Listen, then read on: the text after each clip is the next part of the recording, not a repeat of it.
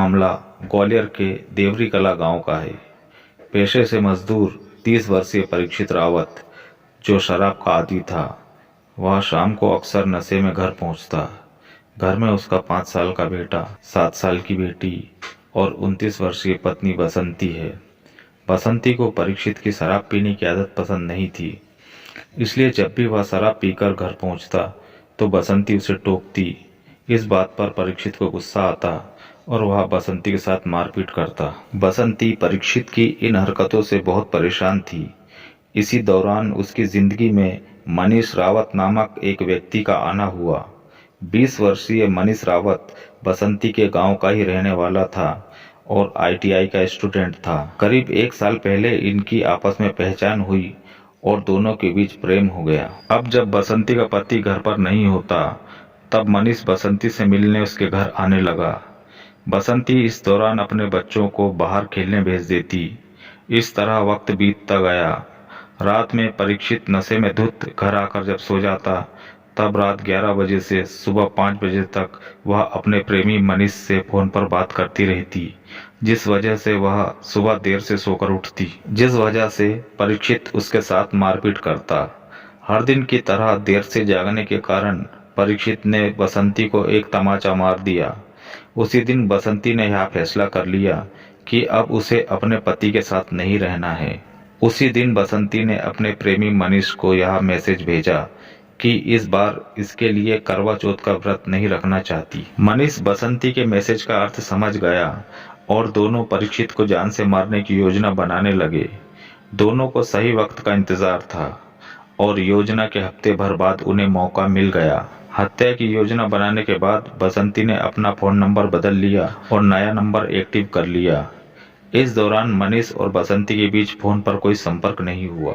योजना के अनुसार 4 सितंबर 2021 की रात जब परीक्षित नशे में धुत अपने बिस्तर पर सो गया, इसके बाद बसंती उसकी छाती पर चढ़कर बैठ गई और मनीष के साथ मिलकर उसका गला दबाकर उसे मार डाला। रात ज्यादा हो चुकी थी।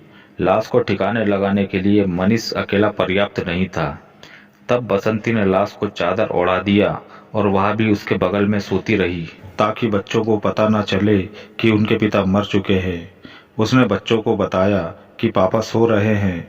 दूसरे दिन 5 सितंबर रात 11 बजे मनीष अपने एक दोस्त रविंद्र रावत को लेकर आता है और वो दोनों परीक्षित की लाश को बाइक पर बीच में ऐसे बैठा लेते हैं जैसे कोई जिंदा इंसान बैठा हो।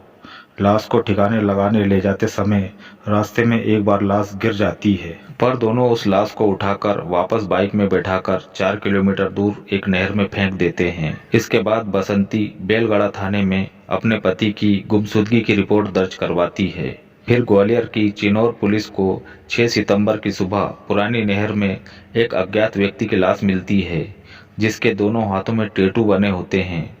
पहले उसकी शिनाख्त नहीं हो पाती है। जब लाश का पोस्टमार्टम हुआ तो पता चला कि उसकी मौत गला दबाने से हुई थी। बाद में उसकी पहचान बेलगड़ा थाना इलाका देवरी कला गांव के निवासी परीक्षित रावत के रूप में होती है। वहां पता चलता है कि उसकी पत्नी बसंती ने गुमशुदगी की रिपोर्ट दर्ज करवाई थी। जिस दिन पुलिस को परीक्षित की लाश मिली थी, उसी दिन करहिया में एक महिला की भी लाश मिली थी। पुलिस को लगा कि कहीं इन दोनों लाशों के बीच आपस में कोई कनेक्शन तो नहीं। इसी की तलाश करते करते परीक्षित की लाश की शिनाख्त हुई थी। पुलिस जब जांच के लिए बसंती के घर पहुंचती है तो देखती है कि बसंती को अपने पति की मौत का कोई अफसोस ही नहीं था। वह सबसे हंसकर बात करती है। तब पुलिस को उस पर शक हो जाता है। 13वीं के बाद पुलिस बसंती को थाने बुलाती है पूछताछ के लिए। पुलिस जब उसकी तलाशी लेती है तो उसके पास 2 मोबाइल फोन मिलते हैं, जिनमें 4 सिम कार्ड होते हैं और मोबाइल के कवर में रखे 6 अतिरिक्त सिम कार्ड मिलते हैं। पुलिस ने जब कॉल डिटेल निकाली तो एक ही नंबर पर कई बार बात हुई थी और यही नंबर मनीष रावत का था।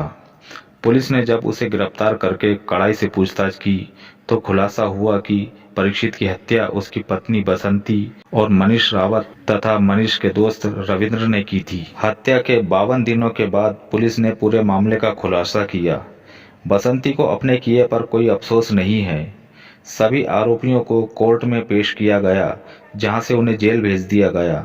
तो दोस्तों, ये थी आज की जुर्म की सच्ची कहानी। अंत में दोस्तों, हमारा मकसद आपका मनोरंजन करना नहीं, आपको जुर्म के प्रति जागरूक करने का है। अगर आपको हमारा ये प्रयास पसंद है तो हमें लाइक और सब्सक्राइब करें और कमेंट में अपनी अमूल्य राय ज़रूर दें।